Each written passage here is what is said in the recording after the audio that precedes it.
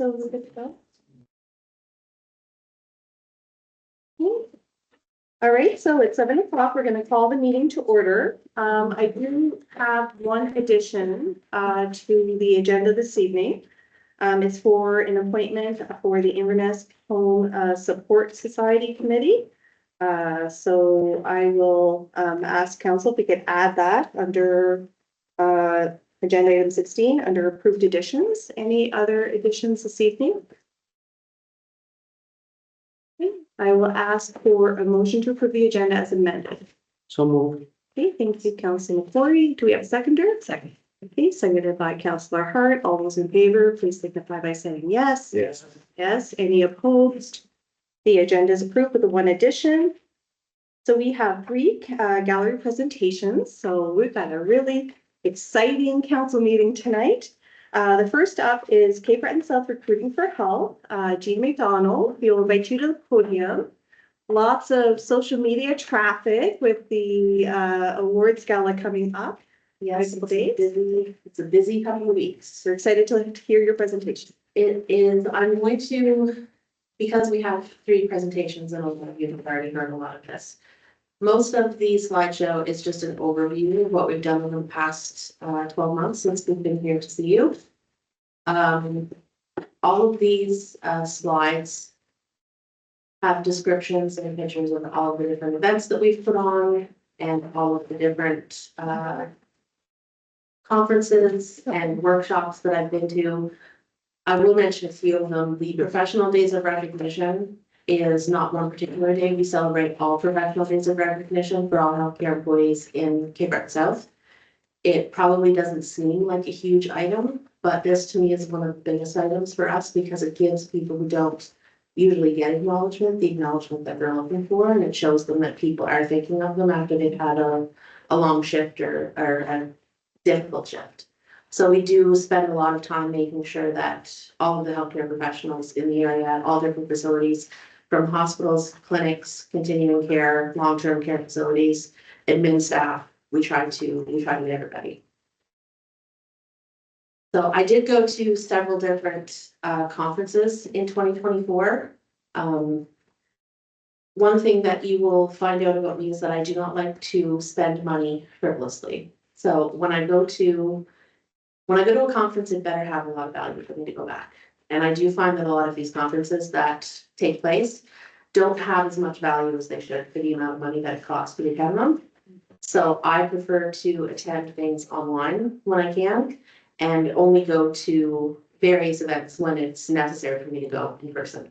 So the Office of Healthcare Professionals Recruitment Conference is one of those that requires me to be there in person because those are the people who give us our funding for the entire year. So we go and we do learn a lot about it, and we get to make a lot of connections with different leadership in the provincial government, and it's really beneficial. The Canadian Association of Physician Recruitment Conference I attended in May of last year. It was beneficial to hear about the Pan-Canadian licensure situation that we can look forward to over the next couple of years, hoping that cross-country license will be something that all of the healthcare professionals can look forward to instead of going through each individual college and having to jump through hoops in each individual province. So Doctor's Day is something that we celebrate, gave them all pictures of their team, which is what Dr. Hansfall said would be a nice little gift for them, and now they all have them hanging in their office. Navigators Conference is probably the most beneficial because we, as a Navigators network, all get together and brainstorm. We get to steal each other's ideas. We get to find out what other communities are doing. We get to find out what other communities are having work for them and what's not. So that one this year is going to be in June. We did have the Port Hawkesbury Health Center grand opening in June of 2024. We had a couple of speakers, we had everybody there, we had cake, a little bit of fanfare, even though it wasn't exactly a new opening. It was nice to be able to recognize all of the new clinical spaces that exist, and it's really good and attractive for healthcare professionals who are coming to the area to see that we do have all those clinical spaces. Dalhousie Family Medicine Conference, that's the big one. That's where I meet all of the doctors. They don't really look like doctors. When you walk in the room, they look like they're a volleyball team, but I promise you, they are all doctors, and there's probably about 200 of them altogether that come from the various campuses, and that's where we have 2 solid hours to specifically describe to these people who are coming around what our area has to offer. Cape Breton South has become a very popular booth. We have stickers, and they're $8 on Amazon, and they are the most popular item at this event. Stickers that you put on the back of a laptop. It draws a huge crowd. That, and I make homemade Cape Breton fudge. I'm not above luring everybody and anybody to the table with whatever it I love takes. that about you, Jean. Works like a charm. So that one is, I mean, it's really successful to make connections with all of the students. That's what we have to do because the students are the doctors. And it's very difficult to get them all congregated in one place. It's very, very difficult to get their contact information. So when you can attend an event where you're not only chasing them down, but they're coming to you, that's an event that's going to continue to be important as we go forward. Another one is the Business and Medicine Retreat. This will be the 4th year this summer. That is where we have medical residents who are in their final years of residency who come to Cape Breton South for an entire weekend. It's funded by the Office of Healthcare Professionals Recruitment. We have them, their spouses, even their children, if they want to bring their children. It starts off with the physician's private banquet on Friday night, and all of the doctors in the area have been very, very supportive of this. They've all come every single time, including Dr. Collins, since he's been retired. It's a nice chance for them to be able to socialize the doctors in the area outside of a clinical setting, because they don't often get to do that in the community. And it's a really nice show of support for all of these doctors who are coming to see that our local physicians support the work that we do. So we take them around on a straight area transit bus. And this year we took them to the trails. And then we took them on a boat in the Bredor Lakes. They listened to some music at the Bredor Lakes Inn. It's a really, really nice demonstration of what living in the area has to offer and what it could be like if somebody were to live here. And that's what all of the doctors say is very important.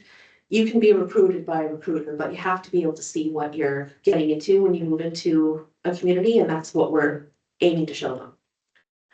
Mini Rural and Remote Conference in PEI. I was one of the presenters for Navigating Community-Based Recruitment, the role of the navigator and community in practicing healthcare in rural Nova Scotia. It's titled, it's that one.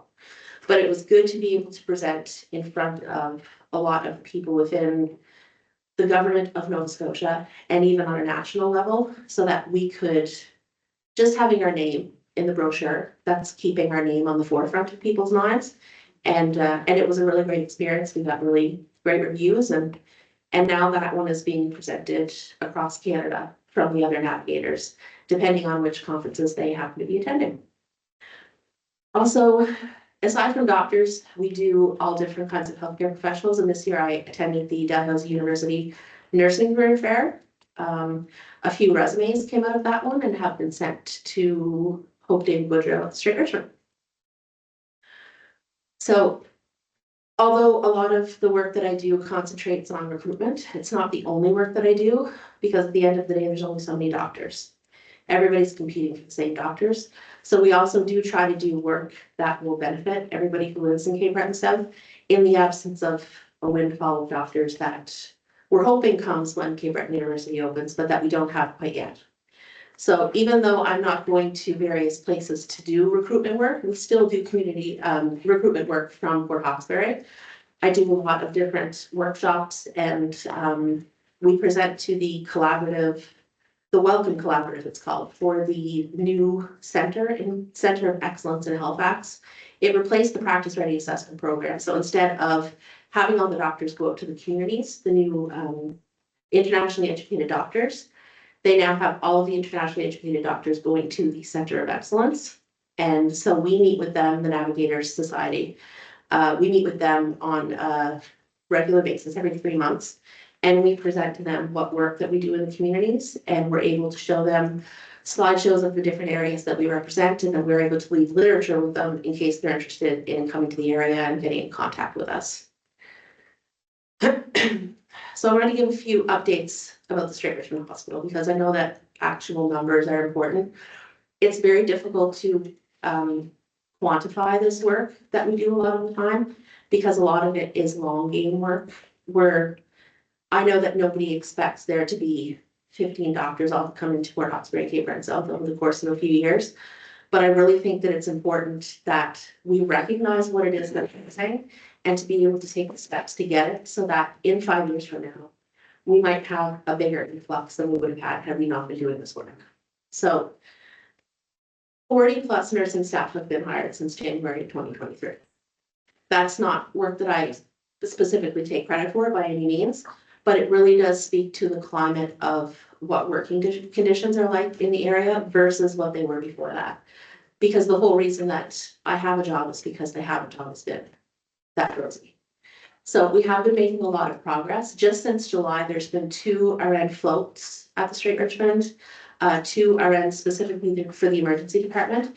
And then all of these positions that were vacant in July have since been filled. So in addition to those filled positions, there's also been care team assistants for the ALC beds. And some of those care team assistants are CCAs who also work in the nursing unit. So it's been a huge help to all of the nurses that they have CCAs and they're doing a lot of the work that would otherwise keep them tied up, but now we have other people to help them out. 5 of those nurses are internationally educated nurses who have blended very well into the staff and they love the community and assure us that they're not going anywhere. And then we have 4 others who are coming, 4 LPNs who are coming, they just graduated, I think, last night. And then 1 RN, and they have already signed return of service agreements at the Straight Richmond. 3 of them start in July and 1 of them starts in December. So the emergency department is a sore spot, I know, for the community because it's very frustrating for everybody, including myself, to see the emergency room closed. And I know that for primary health care, for Nova Scotia Health, for me, for the committee, for municipalities, for the town, an emergency physician is a really high priority because of the amount of trickle down an emergency department closure has on everything else. So they have been making some good progress. You don't like to hear that the emergency room is closed 8 days, but when you compare it to it only being open for 8 days, it only being closed for 8 days in March is progress. I wasn't able to get the exact number in time to make the slideshow, but there is similar really good coverage for the month of April. And one of the things that I think is going to make a big difference this spring is 2 full months of 24/7 emergency coverage. So we have a local physician who's worked in the area for some time. He has agreed to a 2-month term of coverage. And Cape Breton South Recruiting for Health was, we lent our feelers out to get him adequate accommodations, and we also provided the furniture for his accommodations. He wanted to be hospital adjacent, so he's going to be in one of the new Umbrella homes that are near the Straight Richmond Hospital. He's very happy with it, so he's bringing his wife, and we have very high hopes of what we have here.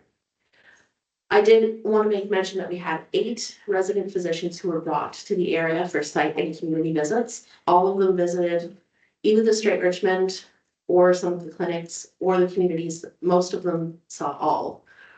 But also worth pointing out, of these 8 resident physicians who were brought to do tours, only 1 of those was facilitated by Nova Scotia Health. And of that 1 resident, that person had already been here because he had attended the business and medicine course.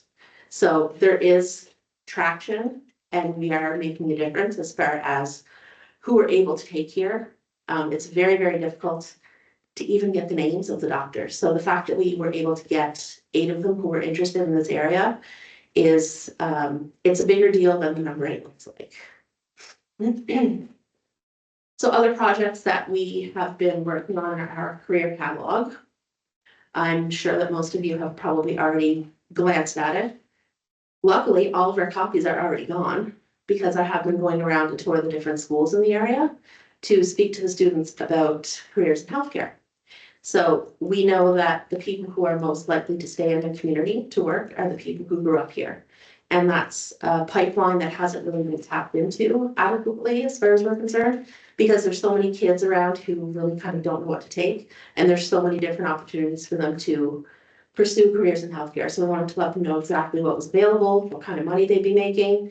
It lays it out very, very clearly. And And it's passed the test of my 20-year-old. So I think it's going to be pretty effective, as do the teachers and the guidance counselors, because we have been invited back to speak to the new classes who are going in September. Another thing that we worked on for a while, I brought a prototype. You can pass that around, Lisa, if you wouldn't mind. Yeah. These are the community wrap cards. They're for the purposes of social prescribing and letting people know what services are available within the healthcare community that they might not be aware of or that are underutilized.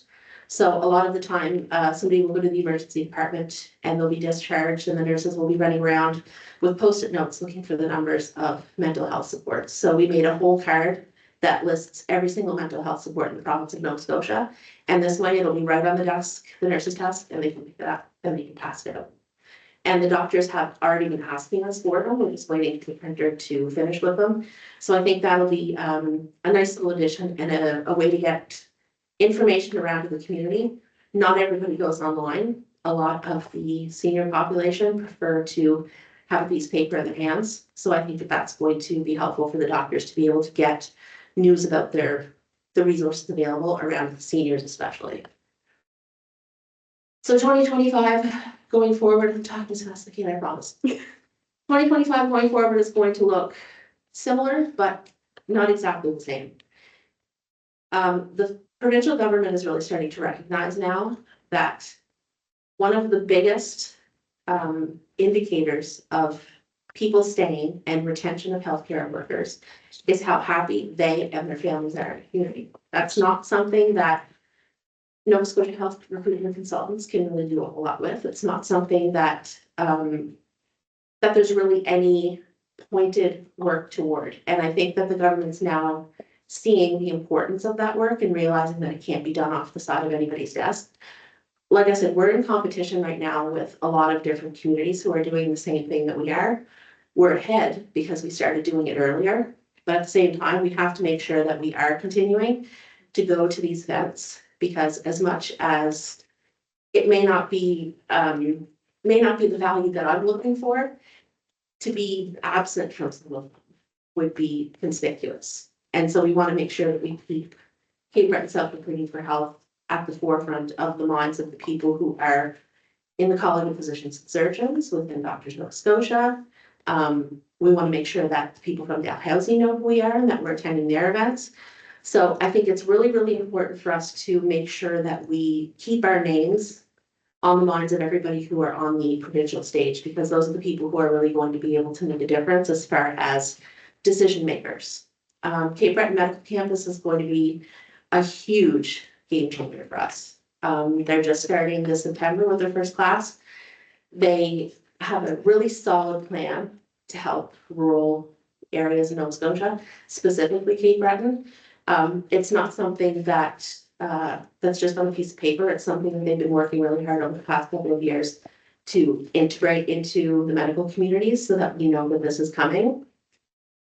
I have every confidence that the doctors in this area know all of this information. They have faculty appointments, which are required in order for the doctors to be able to take medical learners. The doctors who did not have them before have already put in their applications for them. And that's going to make a huge difference. To be able to get our own medical residents in Cape Breton South is the thing that is missing right now. The people who have come here on site visits, who have decided not to stay here, we haven't lost them because we didn't offer enough or because they didn't like Port Hawkesbury. We lost them to the places where they did their residency. So the only ones that we've lost are the ones that have gone to the place of residency. It makes a huge difference. Somebody goes and they work 2 years as a medical resident in the community, and they make friends and they get a dog, and they, you know, they buy a house and they get a boyfriend, and that's where they're most likely to stay. So because we don't have any, we're at a disadvantage. And so a lot of work has been done within the past 18 months, 2 years, to ensure that in the future we're set up to take medical residents. And that's something that's happening starting in Rural Week. So May of this year, we're taking a couple of students for Rural Week, and we have students at all of the different medical facilities in the area. So it's a good first step in getting our foot in that door. These are the Nova Scotia College of Physicians and Surgeons presentations. That's really important because we want to make sure that they know who we are. It's the Department of Health and Wellness who puts those on. And we want to make sure that they have all of our information so that any doctor who is interested in a rural community, they don't have to wonder where it's at, and they don't have to wonder who to contact. That paper is slid to them, and they're able to get in touch with me anytime. I have been trying to maintain visibility in the community. It is really important that people know what we're here to do and how we're here to help. There's a lot of people who have kids who are going through the school system. They might be going to nursing school, they might be going to medical school, they might be going to paramedic school. And we want people in the community to know that if they want to come home and work, that there's availability and that they can come and speak to me. I already spoke about visibility in the Nova Scotia medical community, so we want to make sure that that is observed. And this is what really kind of sets us apart from other places. And again, it seems probably trivial in the pictures because of that ridiculous lobster hat.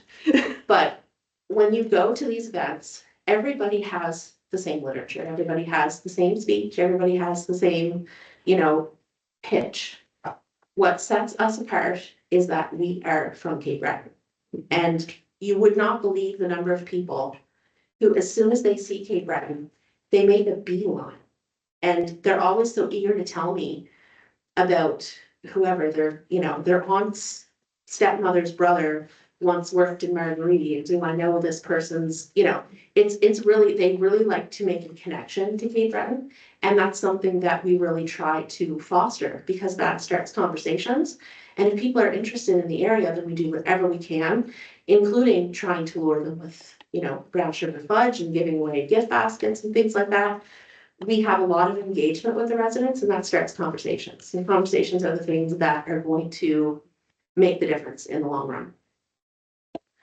So the Office of Healthcare Professionals Recruitment, they give me money for everything that I need to do all these things. The gift baskets, the career catalog, they gave me money for that.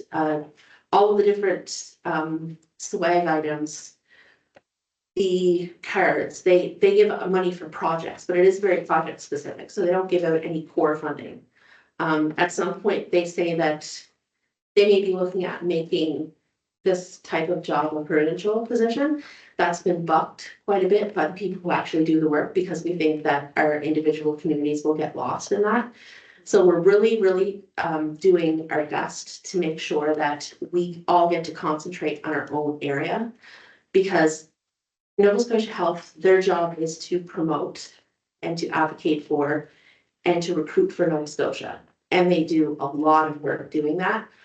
But right now, nobody's job to advocate for this area except for me. And it's a big province. Nova Scotia Health Recruitment Consultants, there's only so many of them. There's only so many events that they can go to. There's only so many people that they can talk to. So we are at a stage in the recruitment process in Nova Scotia because the competition is so stiff, because there's more and more people like me that are cropping up across the province. It's so important to have somebody specifically dedicated to advocate for this area. I can appreciate when people send me messages asking, can you help my aunt find a job? She's a nurse in North Sydney. No, I cannot, because it's my job to help people here. And I think that that's what we should continue to focus on because it's become clear that the Nova Scotia Health approach to recruiting people to the area isn't giving this area the concentration that both this council and the municipal council think that it deserves. And we want to make sure that we stay on the right track to make sure that it's given the attention that it deserves. So I did request almost $90,000 this year from the Office of Healthcare Professionals Recruitment. Haven't heard anything yet about the funding, but I am very confident that it will be approved. And some of our major projects, like I said, the local student recruitment campaign, we really feel like tapping into the local student population is going to be a good idea for going forward. These kids may not have any interest in healthcare before they see a catalog that describes the positions. And if that can yield, another 25 healthcare workers within the next 10 years, then that's 25 more that we would have had if they hadn't seen the catalog. The Community of Care Awards Gala is on Thursday. That is an excellent evening. I look forward to it every year. The lead up to the gala, I think, is probably just as important as the gala because we give everybody their one day on Facebook to be recognized by their colleagues, by patients, and everybody can, share their posts, and it's a really good recognition piece, because although people say, no, I don't want to take a picture, everybody's always very happy with all of the comments that come in and people sharing their posts. So I think that it's a really good evening, and that night, the awards gala itself, it's just a good opportunity for all of these people to be able to get together and relax. They're not at work. They're sitting with their families get to see them go up on the stage and make a speech, and it's a really, really good night. The recognition activities will continue going forward, business and medicine retreat, and then the promotional videos that we did a few years ago. I don't feel like they're getting the recognition that they could be getting, so I've applied for some money to do an advertising campaign with those. So aside from the money that I'm getting from the Office of Healthcare Professionals Recruitment, these are a summary of the operational costs. So my salary, the office and admin expenses, and the tax, so our website, cell phone, email addresses, conferences, 5,200, and locum housing support. When somebody wants to come here, but they can't afford the accommodations that might be available in the area, it can be a huge stumbling block for areas like this because of the lack of available housing. So we like to be able to provide a little bit of support when it's a matter of, are they coming or can they not because they can't afford the rent of the place that happens to be available when they're coming. So projected requirements are $78,000. So the ask for Port Hawkesbury Council this year is $30,930. That's the identical ask that went into Richmond County. That is our regular $30,000 ask. Last year, I did not request the cost of living increase, but it was given considering the cost of everything that we were doing went up considerably. So this is the ask for Richmond this year, and so we made the same ask for Port Hawkesbury.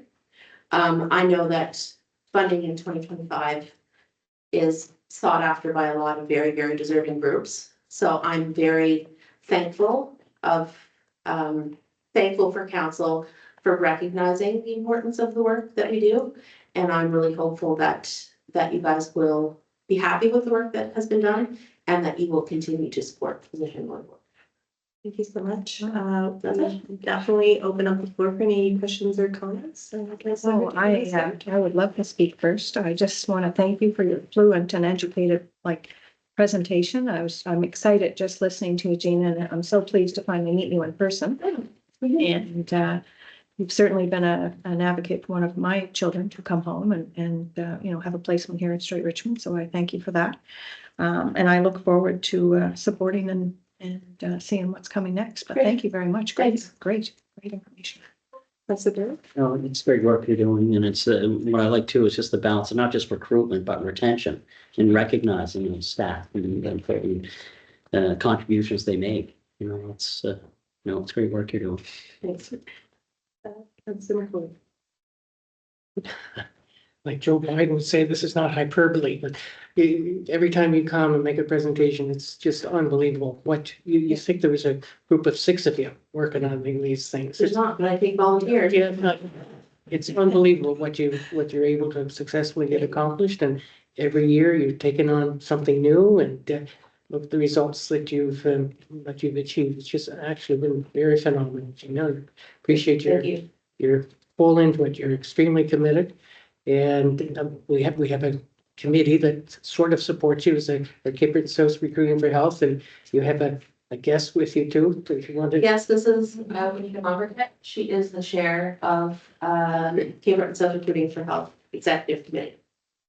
She drove here just so that she could hear me talk with my half laryngitis.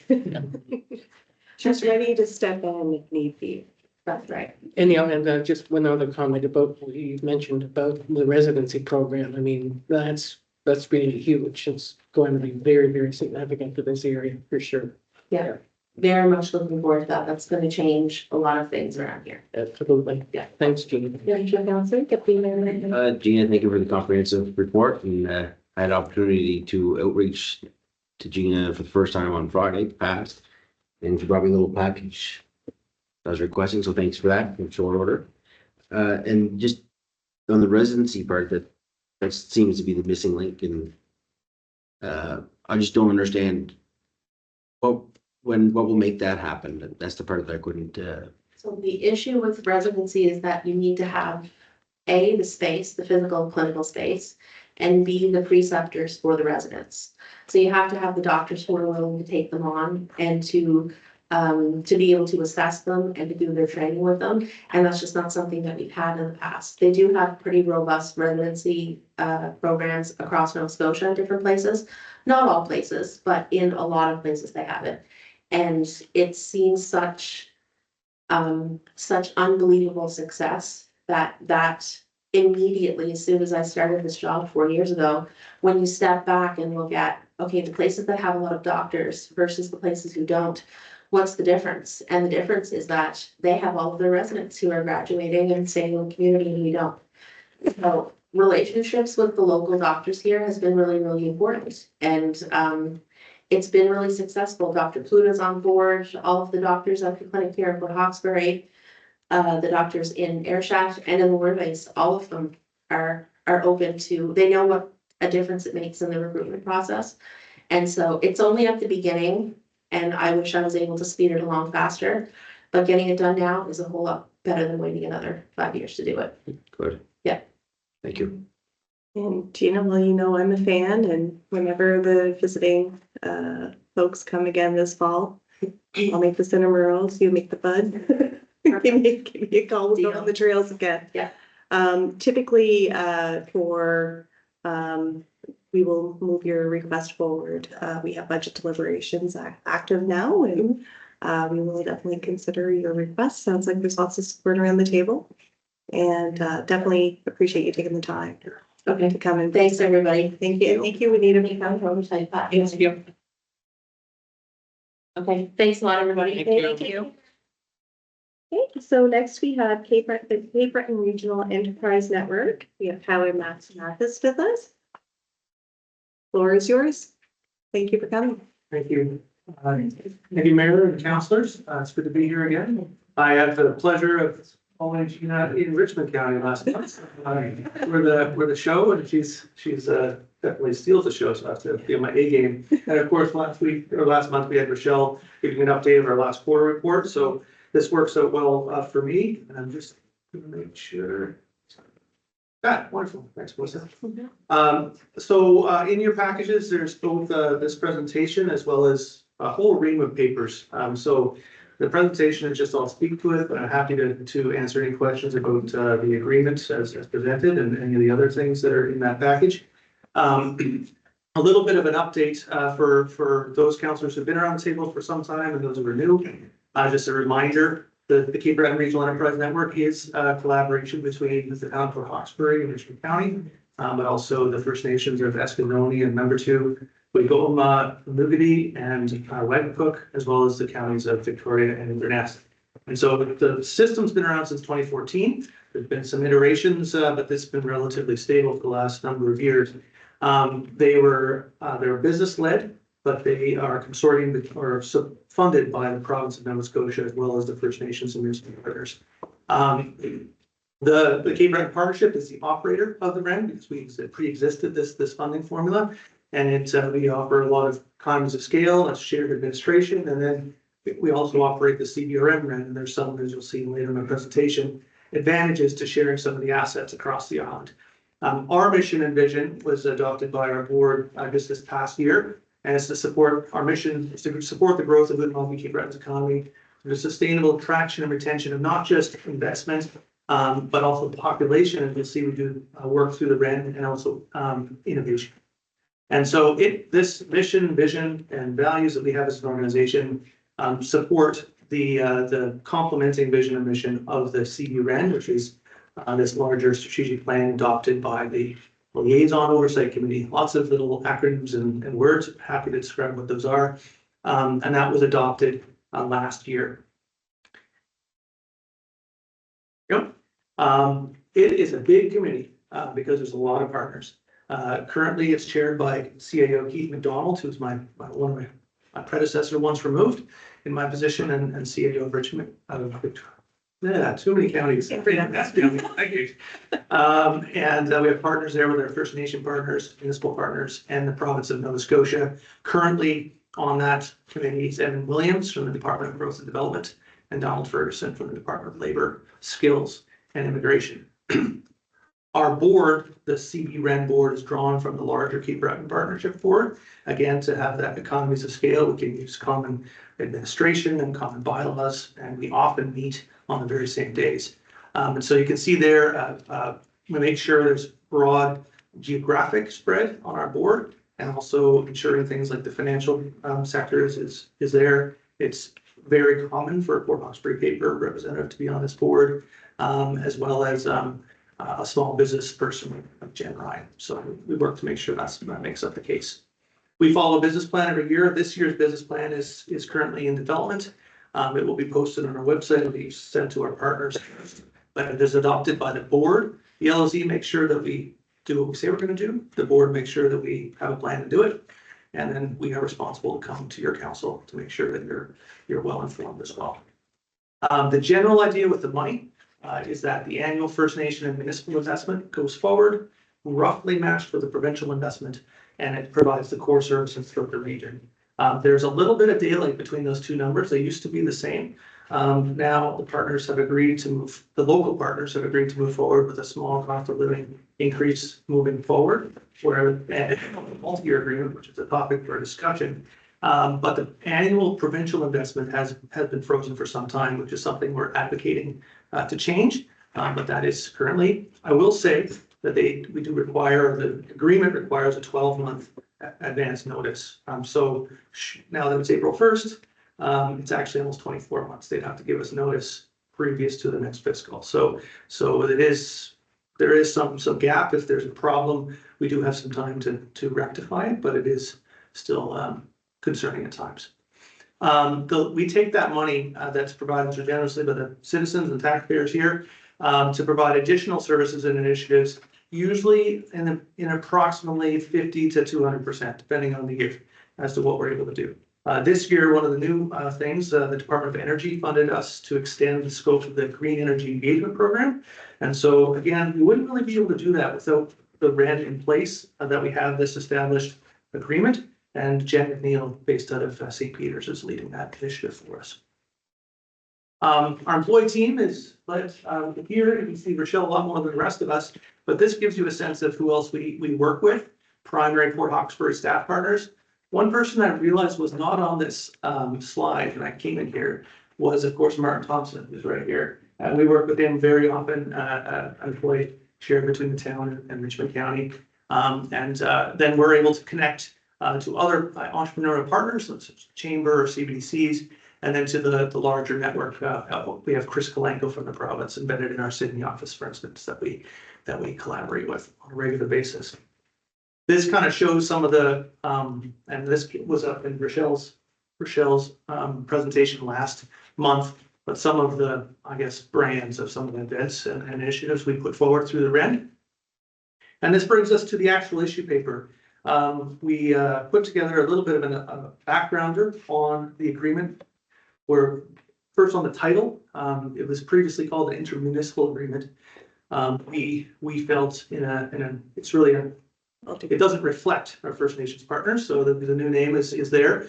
It may be that it might come up officially still as an intermunicipal agreement when it comes to some of the legislation, but we were moving. Sounds funner called multi-party. I agree. Yeah, thanks, Mary.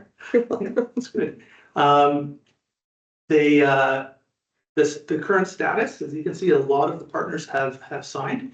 The most recent being Richmond County, with a small change made to the Richmond County Council. Their resolution was to adopt this agreement at a 4-year as opposed to the 5-year previously proposed, and with a 24-month notice to exit as opposed to 36-month notice to exit. And we accommodated that in this version, and that those that signed before, their obligations will reduce to that amount, and that's what we're proposing the town adopt as well. Mm-hmm. And Wagmatcook and Wiggle-Nugedy are still on the list and working as if they've signed, but have yet to be officially signed. But we're in discussions with them currently. Key highlights, I already mentioned the 4-year and 24, that the funding model moving forward has a cost of living built in. That's what the cost for this year is 2.4%. Up from 30,000 last year to 30,720 this year, which is the same as our First Nation. Oh, sorry, I'm sorry, I'm reading the wrong one. 35,840 up from 35 previously. One of the differentiating factors between the municipal, how we work with municipalities versus how we work with First Nations, we provide staff people to our First Nation partners, whereas to our municipal partners, whereas our First Nations maintain independent staff and be collaborative work on their projects. So we recommend, after this has been recommended by the Liaison Oversight Committee, and it's been through a number of councils. And so we're requesting that Port Hawkesbury do the same. And we're open to any questions you may have with the other 18 million pages I provided to you. But appreciate the time to all of you. Thank you for your very succinct presentation. Appreciate it. We'll open up the floor for some questions or comments. Maybe we'll start this with the Mayor.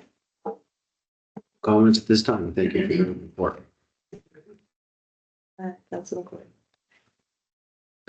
Did I see in the report that there was a contribution from the province up to, matching contribution up to 27,000 something, like 27.5, yes, 27.5? yes. So it's been frozen since the inception of the Port Hawkesbury joining. Oh, okay, so even though our contribution is going up, the province is lagging.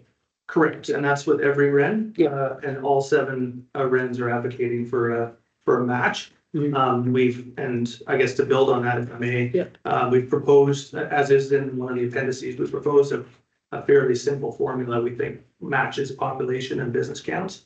And which shows actually our REN here is already the best funded REN of the RENs. So we would actually have to invoke a clause there that ours wouldn't get reduced if it was put in. But we think that's reasonable that the province match. We certainly spend a lot of time working to achieve the goals the province puts forward on the REN, as well as those of our First Nation and municipal partners. But our staff partners in the departments associated believe that our work last year to bring this forward is relevant again this year. It was kind of interrupted by an election cycle in the last fiscal. So we plan to bring it forward again. Minister Boudreau is, I think you guys know his number. It'd be helpful to he brought it forward as well. But we think we bring extra value. Like I said, we take this, we leverage it across 2 RENs right off the bat. And like I said, usually between 50 and 200%, we're bringing it forward again. And that's not just government money. It's worth provincial, it's often federal. And I haven't really, we try not to bring this in, but it is important. We have about 170 private sector investors that invest in our core. And that's a third of my wage. And so it helps spread that load, even though it's a small part of the overall budget. It's really important for us to maintain a relationship with our business community. When you say support the Cape Breton partnership, is that funding? Yes. Right, yeah. So yeah, the partnership has that core, but then, and it continues to maintain a portion of about 6 staff members. And then we're able to layer on the REN funding on top of it. Yep, great, thanks for the presentation. Councilor Corey, for Councilor Barrett. No, I'm good. Good. Councilor Hart. No, I have no questions, but I appreciate your presentation. It just helps me learn more in depth, and it's a lot to read when you put paper in front of me, so I like to hear that. I'm more of a verbal learner, so thank you very much. I appreciate the presentation. And similar to our past presenter, we'll take the financial us forward with our budget discussions, and hopefully we'll be able to get back to you as soon as we possibly can, so we can ratify things going forward. And certainly when we look at it, and again, also thanks for partnering with us with regard to our strategic planning session. As you probably know, we're putting at least half of our time and energy this term into economic development and housing and looking to grow our existing revenue streams and attract new revenue streams. So certainly our partnership with the Red is extremely important, and we will go forward and be hearing from us. So thank you very much for your presentation. Thank you. Unlike Gina, I don't have fudge, but we'll have to do that next time. Next time, don't make promises you can get out. Thanks so much. Thank you. So next we have traffic improvements for 3 Street. We have Dwayne, are you Dwayne Cross as presenting? Welcome. Thank you. Great to be back. Absolutely. Yeah, I'm Dwayne Did Cross. you bring fudge? Just ask you for a friend. Got a cookie earlier. It's okay. Yeah, I'm Dwayne Cross. I manage the Highway Planning and Design Group with Nova Scotia Public Works. And Mark Race will do the line share talk tonight. Mark's the access management engineer with our department as well. So he changed jobs. He picked up in that role. He's continuing on some efforts with the project we've been working on. Yeah, so we're doing a bit of an update on the Free Street project, some follow-up on one of the standing issues that we've been hearing about, and asking some next steps at the presentation. So I'll start with just a very, very brief touch on the journey we've been on. Back in 2012, I guess, was the first talks around safety concerns with our department, which did continue on. There was a traffic study completed by WSP in 2014. Essence of time, I won't get into too much of it, but we did get into the lion's share of the 3-lane of a previously 4-lane corridor, foundationed around a core need and a desire to improve safety of the corridor for all users, so motorized users and our non-motorized community members who also need to take advantage of Free Street and the amenities that are along it. So we did we completed the installation of the road diet, testing it out, pandemic hit, everything magically 2 years vanishes. And math just isn't the same anymore when you look back in time from that pandemic. Yeah, so we were back in the fall previous to the election with some update on additional studies that we were doing, some data collection gathering that we were initially reporting on, which bring us here today to talk about some of the progress that's been made and the outcomes of the studies that have been done. Yeah, it's important to note that Destination Reeve Street was the umbrella project of the corridor. It's like the facade program and that the road dieting are all components under that Destination Reeve Street umbrella, which we did do the pilot project. And it's founded around safety, ideally in narrow cross section, mean short crossing times, fewer conflicts, a place to put your left turn traffic that's not in harm's way of through movement. So a number of elements that play into that safety performance. One of the things with our road diet was that it was an effort of cooperation with our council at the time, cooperation with the business community on the corridor as well. It wasn't a forced undertaking. Like we do a highway project, and if somebody just doesn't want to work with us, we do have mechanisms to make it happen if that has to be the way. But that was not our direction with the road diet. And again, it was a cooperative effort. And a lot of people that did contribute to that effort at the time. But there's still outstanding concerns that do remain. Again, a basic sketch of converting a 4-lane cross section to a 3-lane. You can see a variety of the side, it's where movements and actions conflict. So simpler operating mode, fewer conflicts, led us to the conclusion of we can make this corridor safer. So there are some things that couldn't be done again under that direction of make use of the corridor you have without spending a bunch of money on infrastructure, because pulling that back if the pilot failed would have been quite an expensive and challenging undertaking. So minimal investments, a few of them that were forward, but the lion's share of what would be a permanent 3-lane cross section was not at our avail at the time.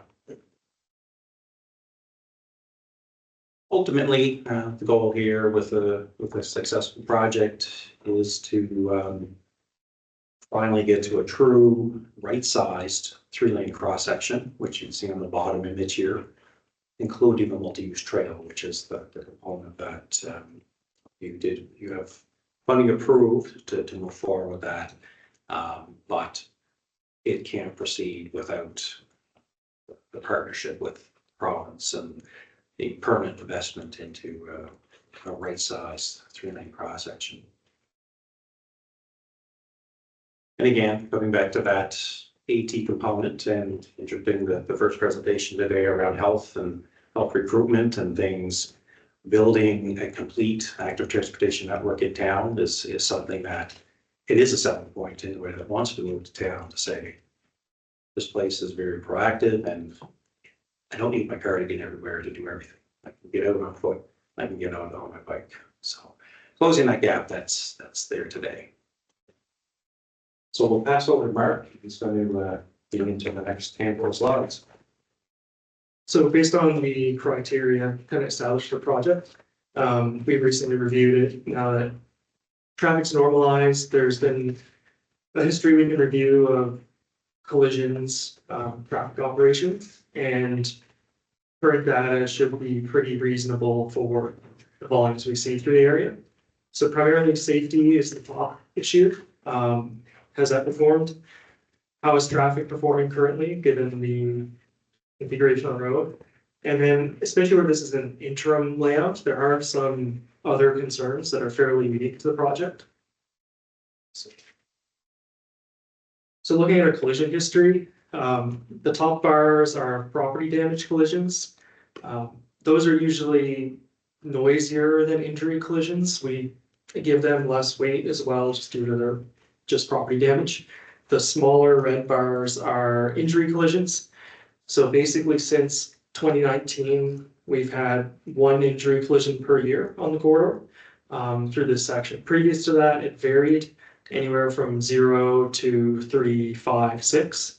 So in the current trend, the injuries are down significantly. Some of that may be due to lower volumes during COVID, but that was basically a couple-year period in that time.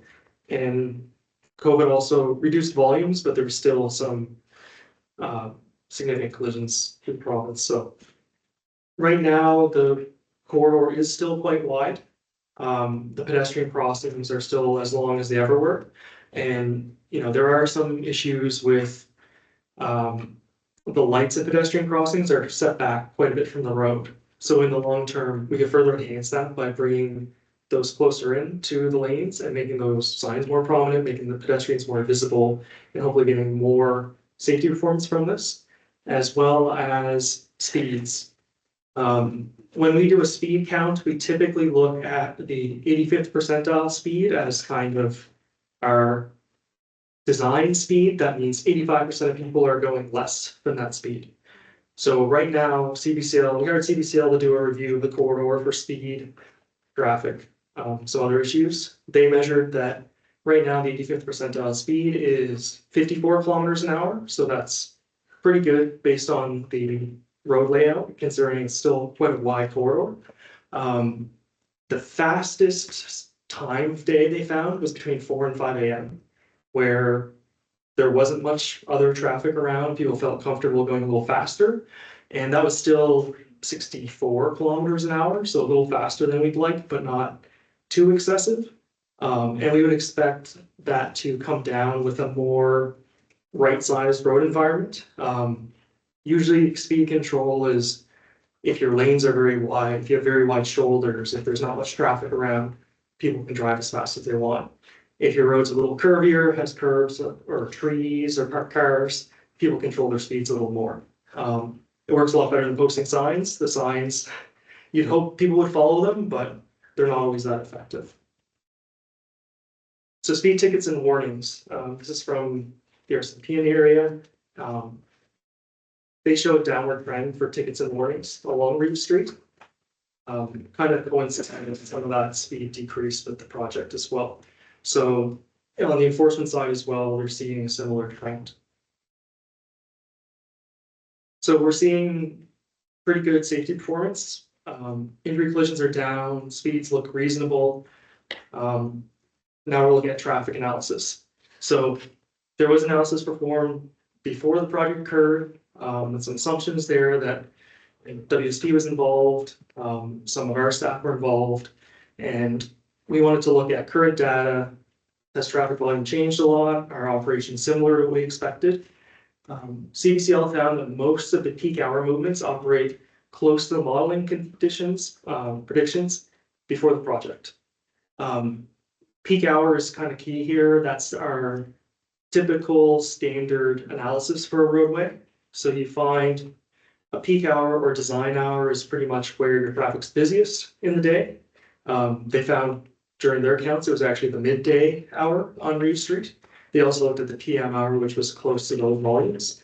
And that's really what you base your road design around. And that's a bit of a trade-off between if you pick too narrow a slice of time, you can overbuild infrastructure. So you don't want to build your whole roadway around a 10-minute window if it's just 10 minutes. But you don't want to go much wider than an hour or you underbuild infrastructure. So that's our typical process. So they had, this is a quick summary table. The column on the left is, we call it a level of service. It's just a quick summary of A to F letter grade of how something operates. So the column on the left was operations as a 4-lane cross section of the road based on the signal timings and the traffic data at the time. The middle column is the projections at the time based on conditions moving that traffic into a 3-lane cross section. And then the column on the right was what CBCL analyzed. There's been some changes to the signal timings. There's been a little bit of optimization that's been done. So generally things fell in line, if not better, with the projections. And to give a sense of our peak hour, we typically accept down to like a D level of service before we start looking at upgrades. So A is pretty much free flow traffic. B is some delay, but good levels of service. So they found through the signalized intersections, basically B levels of service. Now, are you gonna have days that are worse than B's? Yes. There are events, things happen. But this is kind of what typical operations they would expect through the peak hour. Some of the stop controlled intersections, left turns onto a busy road are not the easiest to do. And so they are finding those C's, D's in that area.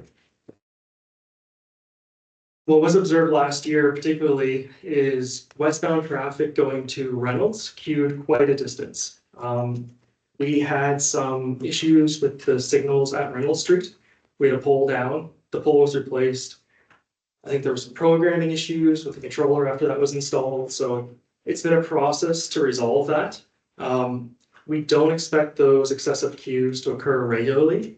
The issues with the signals should be resolved at this point. I know we were talking to Brad, the area manager, and he's been keeping an eye with our signals guy that, you know, it's not staying red too long when it shouldn't be. So they seem to be operating well now. They are a maintenance item. And they are quite old. We'd like to replace and enhance them in the near future as well. So what we want to do right now is leave them operating basically during whatever future design or prep work we're doing, just to make sure they do continue to operate the way we expect during the busier season of the summer, so that we're not seeing something odd happen that we see what we expect there. CBCL was out at the first week of September last year collecting data, trying to capture the start of the school year as well as the end of the summer season. September is typically one of our busiest traffic months. And so we had a Thursday, Friday count to try to capture kind of like a typical worst case that we would expect.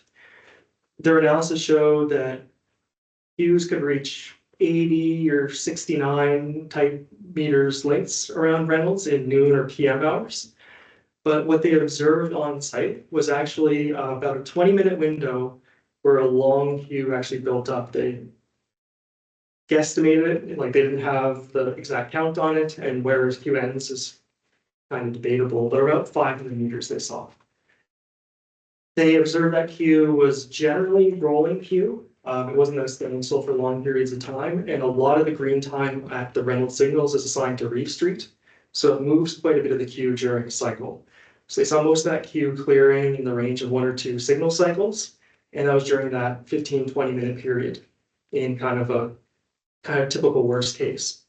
So they assessed this and said, over the peak hour capacity exists for volumes, but there seemed to be a very sharp demand at a point in time that caused a queue to build up until it could dissipate. They didn't really see this as critical operational issue for the signals. It was something that would occur and dissipate occasionally. Again, we want to keep an eye on this and see if we do see those queues building up and that they're not becoming too excessive. So I guess the ultimate solution that some people have brought up is they'd like to see the 104 connected, get this through traffic off of Reeve Street. Right now, based on all that's done, the capacity that exists on Reeve Street in the peak hour, and we don't see that as a near-term critical item. If there's a huge expansion in industrial capacity or huge growth in the town, maybe that's something we could revisit. But right now, it does look like Reeve Street has the capacity to handle the volumes we're seeing now, as well as some increased development. Now, Pitt Street is another issue. Heard a lot of comments on it about it not being clear entering Pitt Street. I think particularly right now, the line paint isn't the best going in there. And line paint and signage is good reinforcements for a road, but really you would like the road geometry itself to guide you where you're going to go. Where this was basically a paint project, curbing wasn't moved. So I think these are some interim guidance issues where it's not clear. If Reeve Street was upgraded permanently and was aligned and adjusted with the curbing there, that intersection will be reconfigured into a more normal intersection. The curbing would develop a right turn lane, wouldn't pop out at you. Things of that nature. And during the design process, a signing planning would also be developed to show what signage is required to develop that. So I think in the configuration that we'd be recommending, those issues would be addressed through that design process, rebuild of it.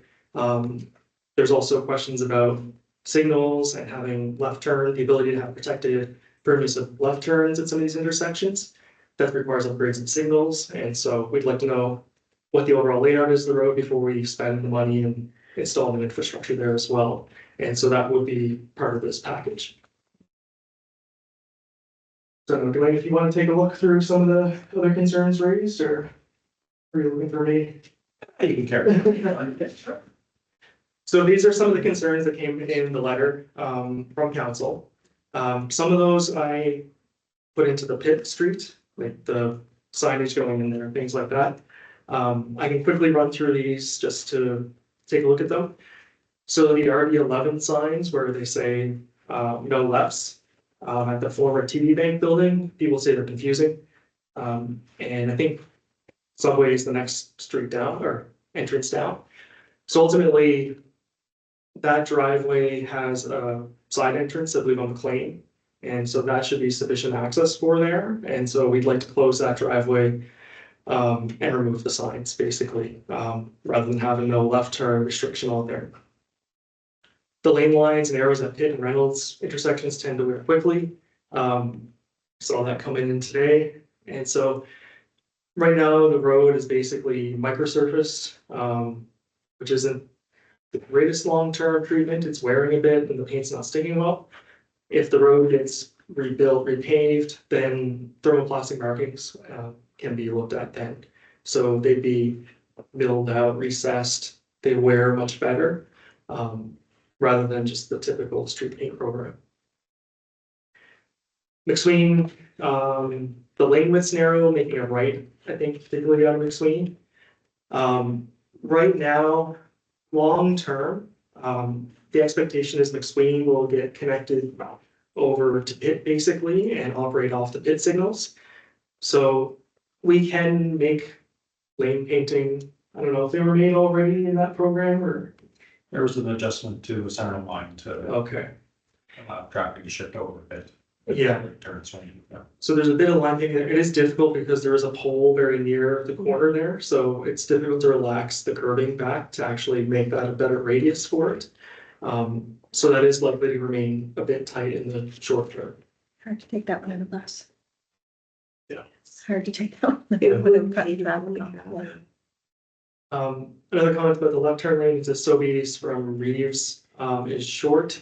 And then there's a weird, I think it was a typical treatment that Sobeys used to have with the central island to try to split traffic. People find it confusing, it's not very clear. I think with the AT trail extension, that would go through that area and likely facilitate the removal of that island. And as we look through the corridor, we can look at that left turn lane. AT network should be extended. Yep, we'll work with the town to advance that. I think WSP had some designs for the trail. Dwayne's group will look at the configuration of the road to make sure that all works. Probably requires a shift of the curb line to make enough room for the trail. And that would also allow us to right size the road around the 3 lanes, bring pedestrians closer to the center. And it also makes, just observing some left turns, it's more clear where the lanes are of the vehicles.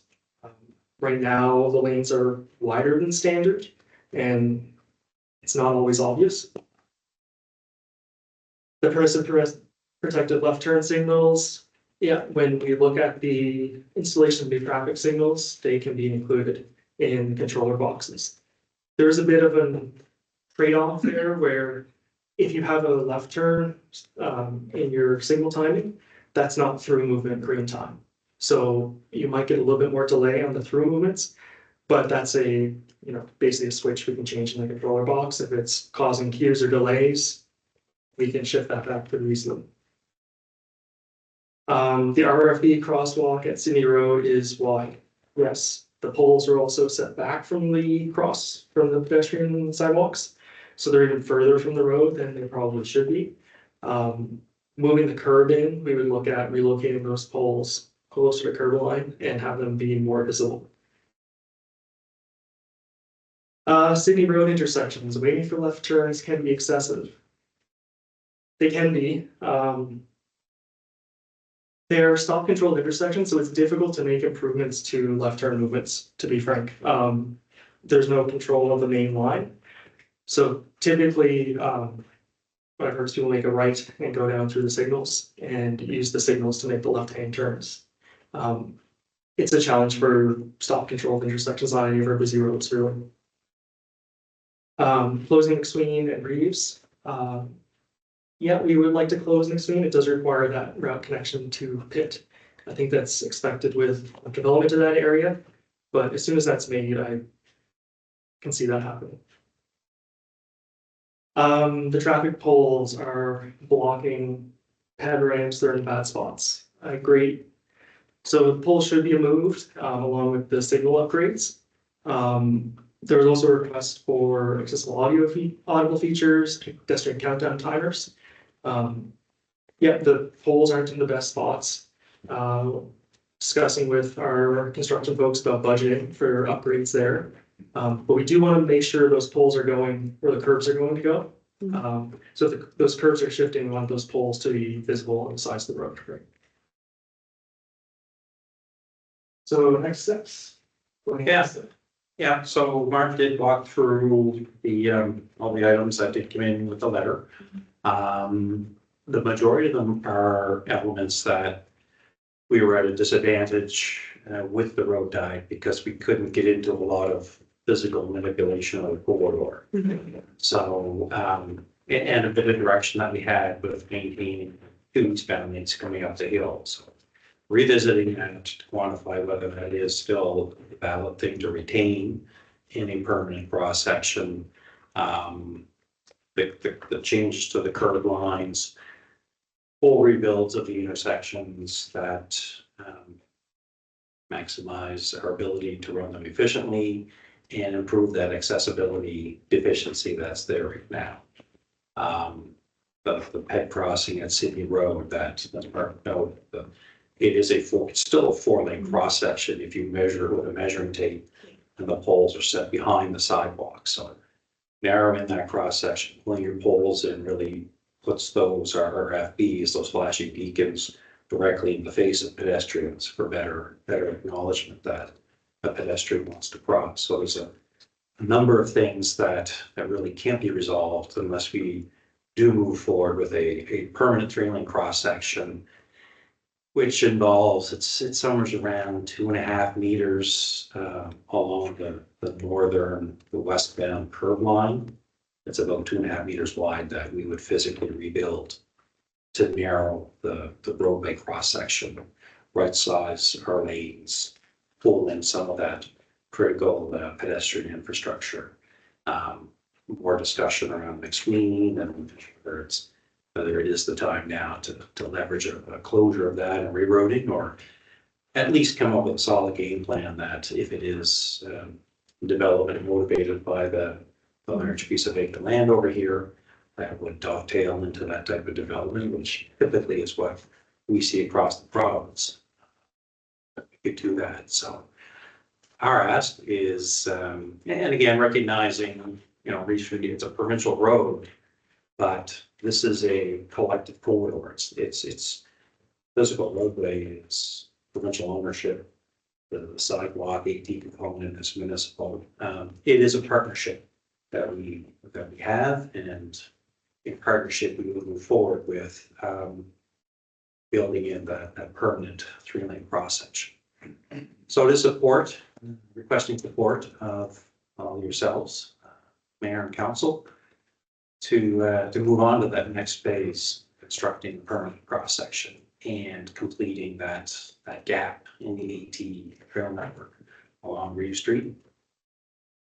My goal, I do have staff resource freeing up here shortly as we push out our construction program for this coming construction season. So we get into the detailed design of the corridor, carrying in the great work that WSP did for you already, and build it into a complete design that would be the roadway component and the AT trail component. Enter into a cost share agreement with yourselves that you do have identified for the multi-use trail, and take that and leverage that to secure provincial funding. We don't have funding established for this yet. That energy and the contribution that comes from separate entity, in this case, the town, the municipal unit, certainly does raise profile on projects, especially good projects like this, knowing it is kind of that final step of the road diet journey that we've taken together. Thanks. So that concludes the presentation. We'll definitely, For Mark and myself. definitely, we'll open up for questions. I will call the deputy mayor. But prior to that, maybe Terry can give us a quick overview on the RAT project, just so there's a fresh understanding of that particular project that the town has to offer. Sure, and maybe just maybe a few comments. And so we've had funding in place to extend AT on Reeve Street for a number of years now. And we're actually a couple of years late in actually implementing that.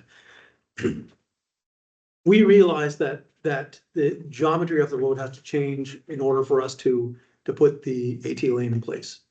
And what we've seen now with the engineers from Nova Scotia Public Works, they've looked at the way that the street operates. And they've looked at what that design was, the deliverables from that design and how that's operating now. And they're seeing in the majority of case, mostly it's everything is improved even beyond what was considered deliverable. That's very much in keeping what WSP Consulting, Traffic Engineering Group, a large traffic engineering consultant that was retained by the town, is saying, and that's been confirmed now by CBCL Engineering through their most recent traffic study. So really, it's confirming the successful operation of that in terms of safety and in terms of traffic operation. So we've seen now that that is where it is, in a fairly good place. What we've also seen is a number of attempts to do temporary measures to solve issues that could only be solved through changing the road geometry, new traffic lights, some systemic changes to that road. Where I think, as Mark had talked about, we can't rely on a sign to direct traffic in the right direction. So it has to be intuitive when you're coming up the hill, that you actually have to turn right. You have to get off the main lane of travel and turn onto a turning lane to move, instead of now going up the road and making a conscious decision to turn onto the lane that you're supposed to be on, if that makes any sense to anyone but me. But so those things can only occur through changing the geometry of the road, through actually changing the curve and making and looking at lanes in that section. So we're at the point, if we want to see that road move to be the safest it can be, we know that that has met the desired outcomes, that's there already, confirmed at least twice by traffic engineers. If we want to see that happen, we have to make those large changes. We can, if that's happening, that's the time we can move AT forward. That's the time we can put in and finish the last leg of that active transportation lane connecting Reeves Street at the Civic Center to Old Sydney Road. And in this case, with our corridor, there is a trade-off between maximizing the safety of the corridor for all users and how fast you can move vehicular traffic through the corridor. So you have to compromise some of that quickness of getting from A to B to realize the maximum safety benefits.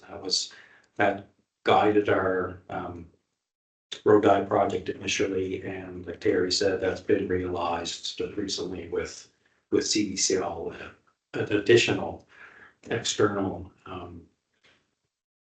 entity that assessed the corridor and reaffirmed exactly why we did this. Perfect. Did you have, is No. there anything? Okay, no, thank you for updating with the our AT component. Yeah. Over to you, Deputy. Thank you both. I want to kind of regurgitate what you guys said, or what I understand you said, and you guys correct me if I got it wrong or right. You're both traffic engineers, correct? Mr. Cross? Yeah. Is it Mr. Firth? Yes. And you engaged engineering firms, WSP and CBCL. Yeah, CBCL, yeah. And there's collision history data and all kinds of data, and it shows that the street is currently safer today than it was the previous configuration, correct? Yeah. That's what I understood from you. Thank you. Current traffic volumes don't warrant a bypass, so bypass is not an option based on current volumes or projected volumes, correct? We're not considering it right now. No. No, but that's what I understood you said. Thank you. So we got to work with what we got. Yeah. There's still some outstanding concerns, and you mentioned Reynolds Street, and you mentioned Reeves Street. There's one other street you didn't mention, which I'll finish up at the end. But it's an internally what we have today. And as to see it, you get into physical road geometry like curb, and they'll guide you better. It'll become even safer and project. Yes. more intuitive for the user. Yep.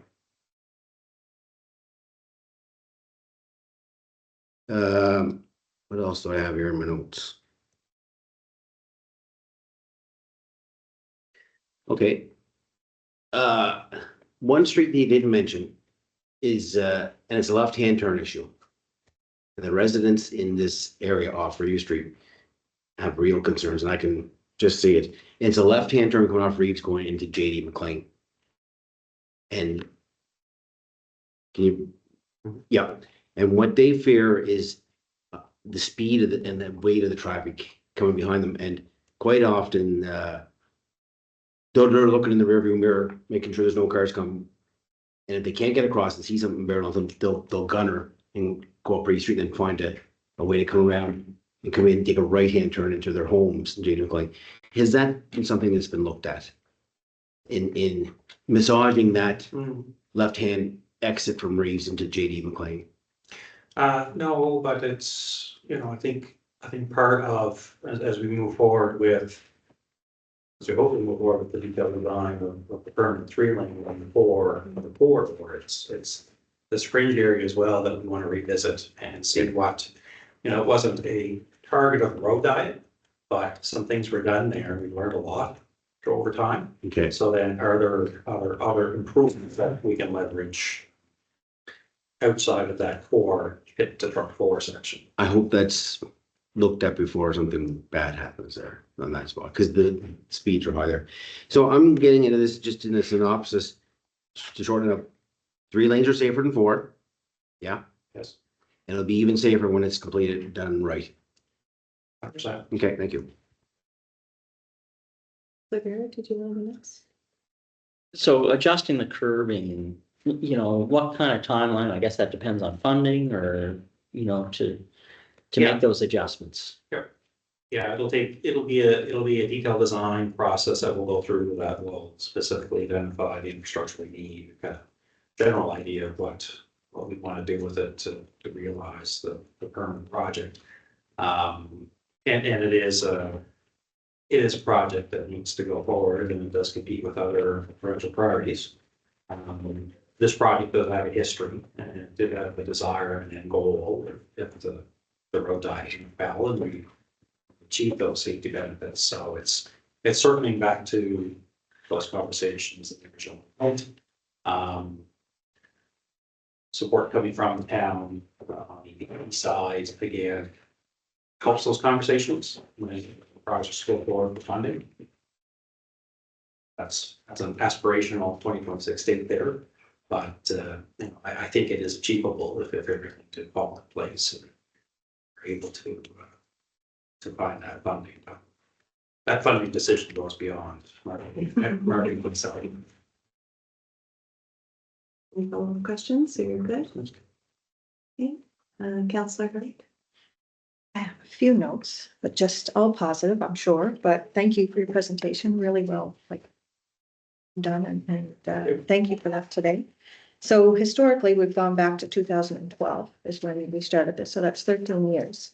So I'm a huge advocate for moving forward with safety at the forefront. That exemplifies growth, because that's what we want to see. We want to see growth for our town, and we want to see the easiest way to get there. So I'm optimistic for the vision that you'll fulfill your obligation to your provincial highway through our town, and trust that you'll make the best decisions reflecting our concerns with safety as at the forefront. And as we power forward, I hope that we find a resolution to improve and, most importantly, conclude the project.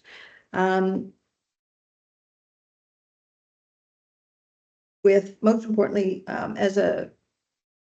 I drive a large vehicle in town, so there's a lot of concerns that exemplify my safety concerns, and with egress and exits into certain off and on Reeve Street through, and Pitt Street is a main concern of mine, because I see that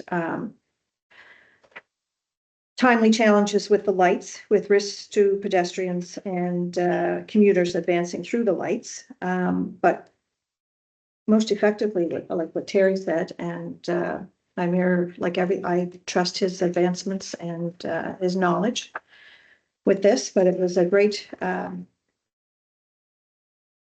PowerPoint this evening, and I appreciate it. So I just want to, I would really love to see advancements and moving forward and getting things done rather than just, we've been talking about it for a really long time, and it's just part of our community's concerns, and it's huge on our list of moving forward and getting things done right, and a safety concern. So thank you for your presentation. I appreciate it. Thanks. McCory, what do you? Yeah. So through you, your worship, just to Terry, just to clarify, the town does have the monies for our contribution for the AT trail for Reeve Street. We have that. So it was announced through connecting, the project is connecting Port Hawkesbury. Right. And so that's what the program we utilized to construct the Macquarie Drive extension piece, the piece on the waterfront. What will happen with the connection, redoing the Tamarack connection off Old Sydney Road will happen this summer. What's happened last year with the Eastern Town Connector. So that's the crosswalk lights and the AT lane that's gone in on Queen Street. And Queen Street extension down at the trailer park. So that's all part of that, and the waterfront connection. So we've seen work start on Sunset Park. That goes on to Granville Street western section to connect to the rest of the trail there. So one major component, we knew that it would have to be done in conjunction with other changes that would occur with Reeve Street. And so we've been waiting for this moment to be able to advance that. Preliminary design has been done. Our designers will work with Nova Scotia Public Works, Dwayne's staff, and we'll that's how that will move forward. But yes, it's part of the connecting for Hawkesbury and beyond. Yeah. And that financing, is that federal or was it joint federal provincial? It's joint federal provincial. All right, so thank you for the presentation. There's just two bullets that I've just made note of here. One is the RV11 signs at the former TD building. They're confusing. Folks have asked if they are allowed to make a left turn in the subway.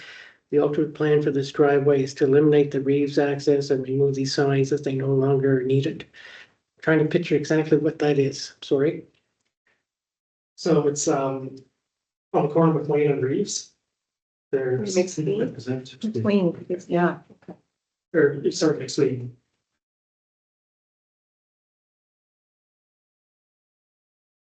There's A little further. going further. That's the TD right there. And then left. Yeah. We Right, don't yeah. have any further west. It's the end right there. Yeah. Which one is the laser in here? He's the middle one. So it's Yeah, there it is. a daycare center now. Yeah, it's the Across the old. street. I think It's a credit union. It's currently, It was a credit union, I think. or yeah, maybe I had the name wrong there, Yeah. but basically it's this driveway in here. Yeah. It has no left turn prohibitions to prevent you from turning left onto Reeve Street, Mhm. but they have a secondary access on McSween here. Right. So that's their full in out all movement access, and the intersection's right here, so there's not much of a need for this driveway. We don't see. And so if we were going through here and doing a construction project, we typically look at accesses. And if we had to make some, modifications in McSween to accommodate them, but part of the curve changes, we probably look to close that in coordination with the business there. If there's an opportunity, because Yeah, and you look at something like, you look at something like Canadian Tire, which is a much larger commercial entity serviced by one driveway adequately. Again, as Mark's saying, the single driveway off McSween would more than adequately service their needs. And complete elimination on Reeve Street is something that from an access management perspective, we would look at, it's not okay, we shall do it. That takes dialogue with the property owner and that's an experience we had through the road. And we had business owners come to us and say, please close that driveway. Mhm. Recognizing the safety issues that they were having. There's an incredible number of partnerships in that access management project was actually pretty spectacular. So the other question I had, just in terms of, the permissive protective left turn signaling for Reynolds and Pitt. Bullet here says traffic signals at both intersections will be fully rebuilt. Poles will be relocated to improve the pedestrian traffic accessibility. And the new control system will accommodate protected left turn facing. What's the timeline? So now what happened with the whole project? So like Dwayne's group, Dwayne was saying optimistic timeline would be designed this year, and if funding was available, we would look at. Like it wouldn't happen this construction season, but it would be possible to happen next construction season, depending on funding and moving things forward. Right. One last thing is in 2020, when 2019, when we were meeting about this project, there was conversation about the lack of a crossing between Pitt Street and Reynolds Street. It's a long distance between those two intersections. And it was brought up that can we not look at addressing something there that we could see if something can be put in kind of in a central spot so that like people are running across that road all the time, right? Because there's no crossing there. And at the time, I think I recall that it was mentioned that the provincial traffic authority would have to get involved with that and study that and how that would work. And there's been nothing really done on that issue, I don't believe, up till now. No, I don't think there's been much movement on the bedlock crossing, but I do recall we have discussed that in the past. So, sorry, Dwayne, but I think it would be something that as far as looking at these, still improvements, that might be considered still to have a look at that. It is definitely something to form part of that, or as we work through the design process, to dig into that crossing. Yeah. And the activities to the north and south. Did you consider pedestrian crossing, I guess, adding to that traffic calming methodology? Peg crossing itself won't calm traffic, unless if you're doing something like a median island, or maybe a refuge island, because then, like Mark second with curbing, when you get more confined in a roadway, you naturally drive as slow as you can. So introducing something like a curved island, it's something that we're talking about with the city road intersection as well. So that the whole concept is with a 3-lane roadway, 1 lane of traffic each direction, your left turns down the center. If you put a raised curb median within the left turn lane at the intersection or at the location of the crossing, the pedestrian will press the button to cross 1 lane. They have refuge within this raised curb area, and then continue on once they confirm there's no conflict coming from the other direction. That's one of our selling pitches with modern roundabouts, that we do separate. From a pedestrian perspective, you're only worried about a vehicle conflict in a single direction.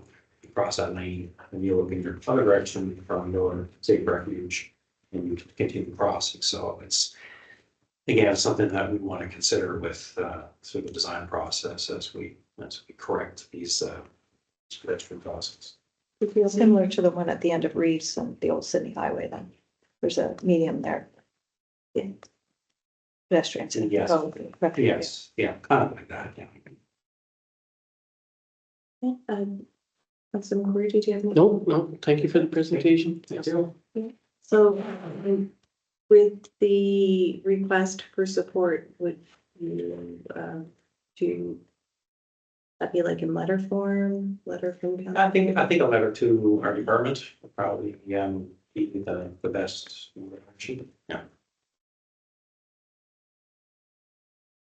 Gary, did you have any other? Well, spoken of with the But I just say that what we could do is we could advise that we want to move forward with the active transportation lane projects for the expansion of the AT lane on Reed Street and the required reconfiguration of Reed Street to accommodate that.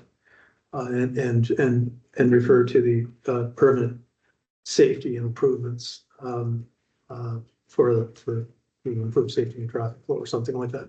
So we'll identify that that we want to move forward with AT and and work with your group and the construction group in the planning phase So in support of the project. it's the wishes of council to move forward with the request. Does anybody want to make a motion? Your worship, just in the report, it did say that Public Works would continue to monitor the traffic on Reed Street this coming summer. Yeah, so we have some cameras on Reynolds. We're currently trying to get back operational, and we want to look at some Thursday, Friday afternoon occurrences to see if those queues are still back. I was watching the news today, they operated very similarly to what was in the CDCL report. We didn't really see hundreds of meters, but understand that's not the peak season. Mhm. So we want to see if that's occurring on a regular basis or if that's occasional, right? Just to confirm that that is an occasional occurrence, because if it's large queues happening every Thursday or something, we may want to look at a little more detailed analysis there, because it wouldn't be something we would expect. Yeah, and Mark presents in Mark's slide there, when he talks about that 20-minute period, it's a very, for lack of a better term, very peaky peak where it rises, but it spikes for that short period of time.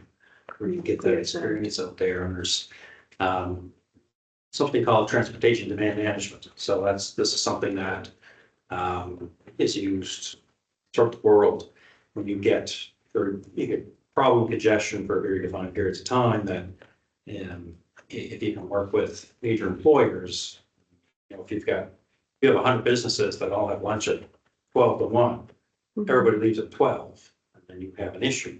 Can some businesses kind of flex that work hour? So maybe 20% of them are 11:45, 40% of them are at 12:15. So you kind of disperse that demand, because it's very challenging. It's very challenging to build infrastructure for the worst of cases. 6 lane highways everywhere, if that was the case. So it's that trade-off.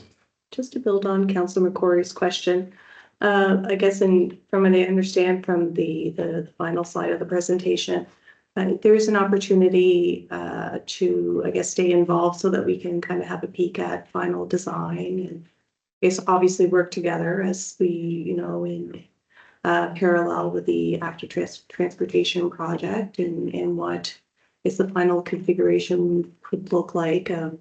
Just wanted to, I guess, clarify that there's still going to be an ongoing communication. Yeah, definitely. I would envision us building a design set, a plan set of the detailed design for the roadway and the AT network. We pulling in the work that WSP's done for you already. Obviously working back and forth to ensure that you're happy with the plans on your side. We're having plans on our side and happy together, because it is a marriage together for a complete street network to make this a success. Fantastic. So what's the wishes of council?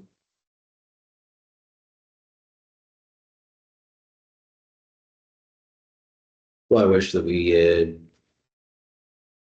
direct the CAO to draft a letter to satisfy the requirements and word it in such a way that you identify that it's safe for S3, but it'd be safer when it's complete.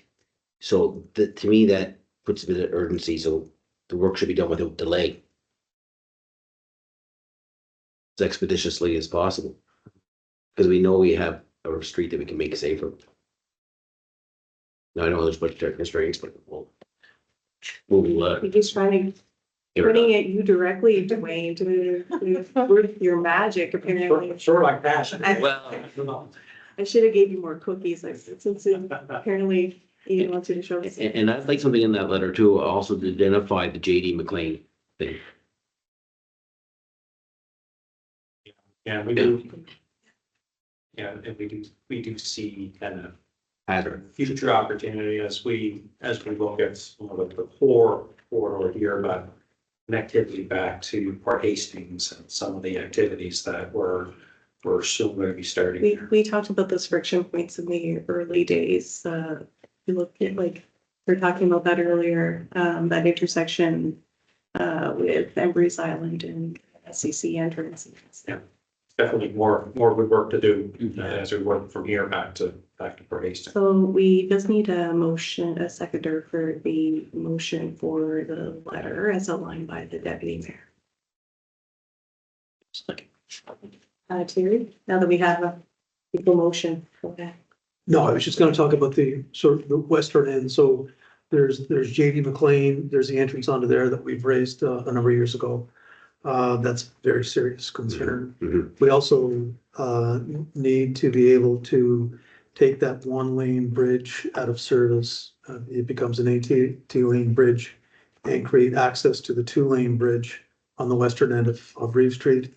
We need a safer entrance into Nova Scotia Community College, which has been identified a number of years ago. So when we start working through this, you talk about 2012, initial discussions were around that western end of the, so the project that we're talking about, the Reeve Street project, was really confined to McSween Street through to Trunk 4, and that was very clear in original correspondence. The issues at the western end of Reeve Street in town are still very, very prominent and need to be addressed. And are maybe as serious or more serious than some of the issues that we're talking about on Reeve Street. So, but from my perspective, almost another issue that has to be addressed through a project. If would be delighted if it was included in the existing project, but there was constraints put on where that project was, but. Certainly a good opportunity to dust off those initial conversations to see what potential solutions could look like going forward. The current 2025 traffic, and we are hopeful to see NSCC and the Nautical Institute grow as we are welcoming an emerging green hydrogen sector here in the Strait area. So, definitely we will look forward to having future conversations along that, but any other discussion or questions on the motion that we currently have on the floor? If there are no discussions, I would ask all those in favor, please signify by saying yes. Yes. Any opposed? Motion carries. Thank you very much. We will be in contact. Great. Even though you thought you might be rid of us, Dwayne. The trilogy could Just for short time. just for a short time. I know the Star Wars. Oh, thank you so much for your presentation. Thanks, So we're going to move on to acknowledgements. I do have just a few quick acknowledgements this evening. We have a couple of half-mast date observances. So on the 9th of this month is half-mast observance for the Battle of Vimy Ridge. And of course, April 18th and 19th will be an observance of a mass casualty in Nova Scotia from 2020. And April 28th will be the day of mourning for persons killed or injured in the workplace. Also in the month of April is the anniversary of Battle of Vimy Ridge on the 9th. And I also wanted to point out that the second Wednesday of every April is International Day of Pink. And I'd be remiss if I didn't mention that the Serif girls took home silver in the provincials, which is very impressive. They played with heart. It was great to be able to take in some of those games. And the high school team that took home gold was our very near neighbor in Dalbrae. So it's nice knowing that our girl hockey teams in Cape Breton are the two best in the province in Division 2. Any other acknowledgements that anyone would like to offer at this time? Okay, we'll move on to approval of our council minutes from March 4th, 2025. I'd ask at this time if there are any errors or omissions. I gotta interrupt for 1 second. When the half-mast days, are we publicizing that? Because those are important milestones in our history. At Vimy Ridge and the other day. The flags go down great. Are we broadcasting that? So the residents know why that's, We have shared our half-mast observances, so we shared that, I think, earlier in the fall. yeah. But we can share that again, just so Yeah. people are aware. I get questions. I try to have the flag. Yeah, yeah. Yeah, Okay. We'll yeah, work we with can that. definitely do that. Thank you for that. Just for clarification on that, I think Melissa will take a picture of the flag or. That's a good idea. And we'll post that. Yeah, Thank you. We were going to do that today, but it wasn't a great day. we enjoy answering all the questions. That's fine, but sometimes it's nice to say, yeah. Sometimes people can answer for you when they see that on social media, the half-mast observances. Okay, any errors or omissions of the public meetings for March 4th? Hearing none, we'll move on to business arising from those sets of minutes. Okay, so our council committee reports. So we will go around to talk about a report from committee, or we have a couple of reports from committee level. Do we? No, I was just catching up on slides, but we did not have a committee of full report, Right. committee of full, so It'll there's be no for committee the of full report. following. And there was no minutes from that. Okay, so we'll move on to motions from in camera. Your worship, there was one motion coming from in camera, and that's that the town of Port Hawkesbury approve the land transaction as presented in camera under chapter 80 legislation. What is the wishes of council?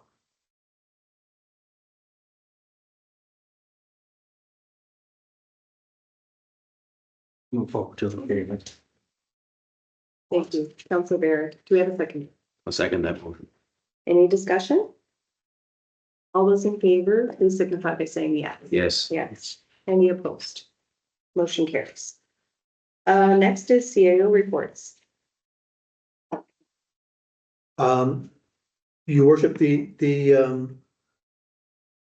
reports have been prepared by our senior staff and have been presented in writing to you, and with the nature of the having three presenters, public presenters, we will not do a verbal presentation of the report, but we will entertain any questions that you have on that now or at another time as well, either for me or the department heads. Yeah, and we do, we'll have a committee of the whole as well coming up 2 weeks from now. Yes, So, exactly. Yeah. But if there are any questions at this point with regard to any of the information from our staff submissions that were in our package.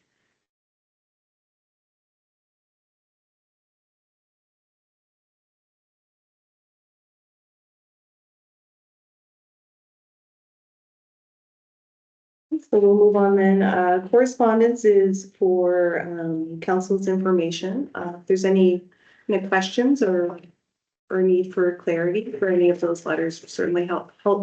Happy to circle back to the Department of Municipal Affairs and Housing, but most of them are just for information. Anything you need to add on those correspondence pieces too?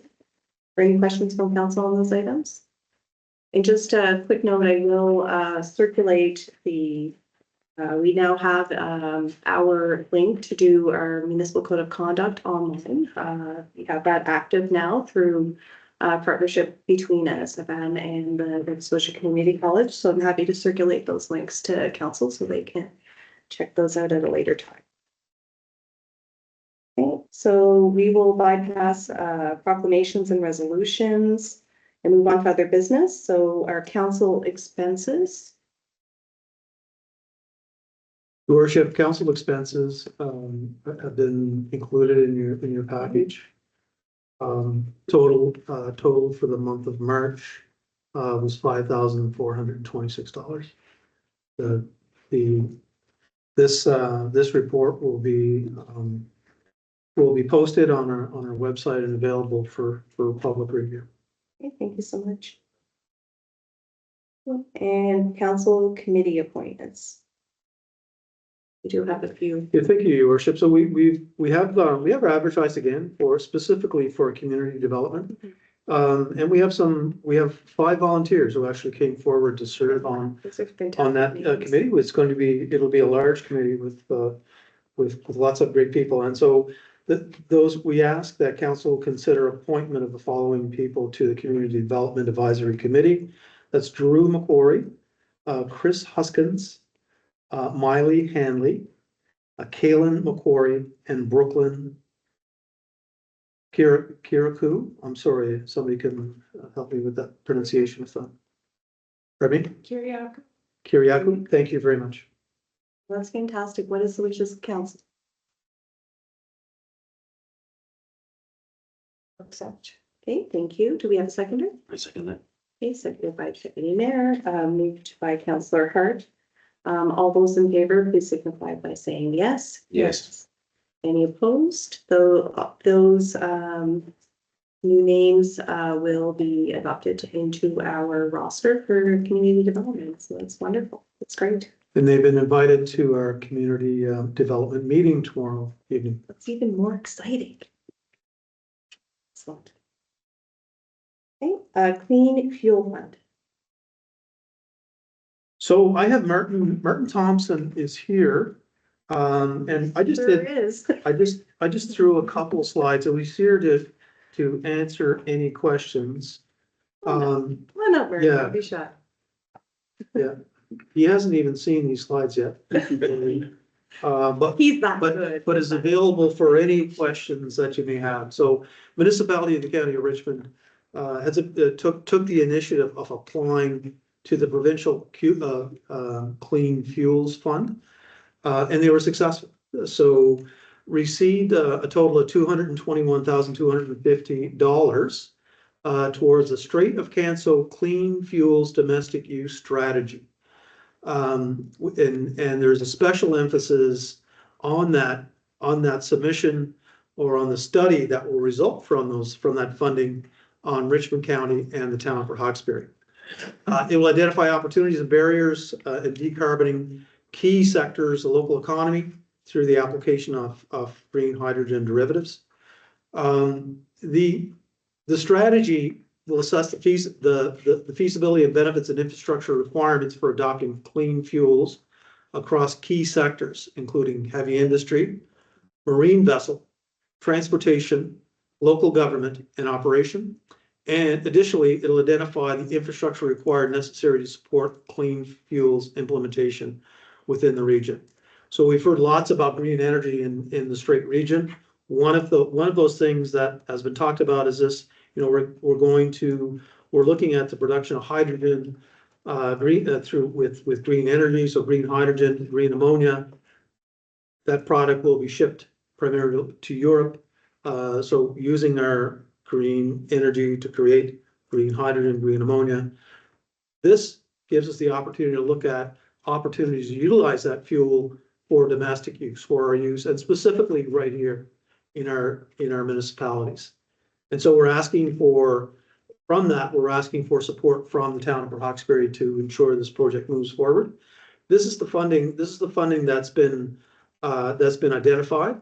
So as I mentioned, the $221,000 from the Clean Fund, the County of Richmond is putting forth $24,000. We're being asked to contribute $5,000, and as is Port Hawkesbury Paper, Everwind Fuels, Botlek First Nation, and the Wren are others. Included in that is an in-kind contribution of $29,500. That includes some of Martin's time, which shared time from the town and county, but primarily around the administration and moving that forward. So that's my little spin, and Martin's going to tell us. Yeah, but I wanted to add to that. So the in-kind contribution is municipality of the county of Richmond as well as the town of Port Hawkesbury. But we know how job is structured a little Yes. more complex, so it was for the ease of reader that we just said, so that was really the table that went in the application.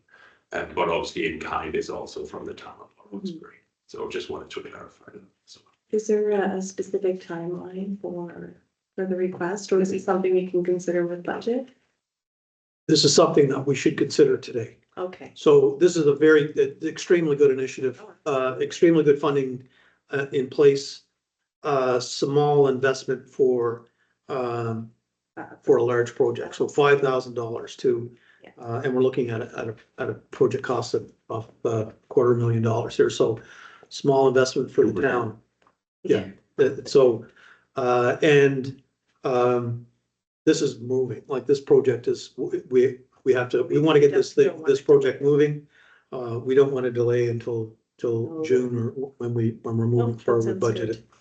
If that's, I mean, it's completely up to council, obviously, so we'd like to have this approved sooner rather than later. What's the wishes of council?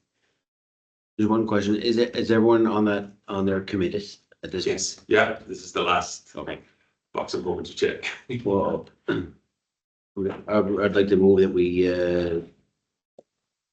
support the funding request as presented. Do we have a seconder? I'll second the motion. Okay, so we have a motion. Any discussion on the motion? Okay. All those in favor, please signify by saying yes. Yes. Yes. Any opposed? The motion carries. Just like that, Martin. You just had to open your laptop and finish off Terry's presentation.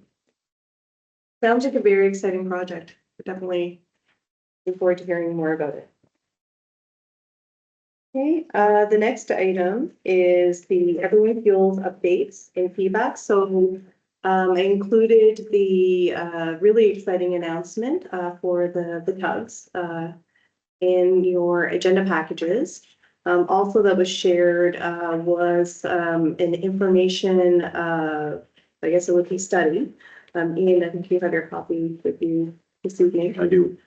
To talk about a proposed aerial span to an air draft to connect, yes, the power to the Queen Copper Terminal that will cross the Strait of Canso. Similar to, I guess, an ask not so long ago that would ask council to support the deputy mayor and I to put together some feedback on behalf of the town for the regional assessment. There is an opportunity to provide some feedback on the overhead span as well. The deadline is for this upcoming Friday. And if council is willing, the deputy mayor, myself, and Terry. So the deputy mayor and Terry both attended open houses with regard to the aerial span. And if council is okay with us putting together a 1 or 2 pager for feedback and circulating it, and if everybody's okay with it, we would submit that on Friday. But I just wanted to ask council if they think it might be a good idea. Definitely. Yeah, absolutely. Yeah. Very good. We will work on that. You guys get to go on the house. We're gonna stick around the office. That's great. Thank you. We do have one approved addition, which maybe we'll call on Councillor McCrory to talk about the our Inverness. Oh, sure. Yeah. Worship, yeah. So that's with respect to the Inverness Home Support Agency and looking for representative to represent Port Hawkesbury Town Council. Our previous councillor Huey McDougall had served on their agency board there for a number of terms. And so I was just putting myself forward and saying that I certainly be agreeable if council was supportive of that for me to go on and take on that responsibility. Somebody willing to make a motion to appoint Councillor McCrory? I'll make a motion to appoint. Okay, thank you. Thank you, Councillor Hart. Do we have a second? Seconded by Councillor Barrett. All those in favor, please signify by saying yes. Yes. Any opposed? Motion carries. Thank you very much for putting yourself forward, Councilor McCormick. We really appreciate that. Okay, future meetings. We have a committee of the whole coming up, the third Tuesday of this month on April 15th. And then our next public meeting will be the first Tuesday of May on May 6th. At this time, we'd ask if there are any questions from participants from online or in the gallery. I can almost see your eyes, Jason. I'm sure you don't. Okay. I think you're hiding on purpose. So hearing no public questions at this time, I'd ask for a motion of adjournment. So moved. Okay, who is seconded? All those in favor, please signify by saying yes. Yes. Any opposed? The meeting is adjourned. Thank you, everyone, so much for your talk.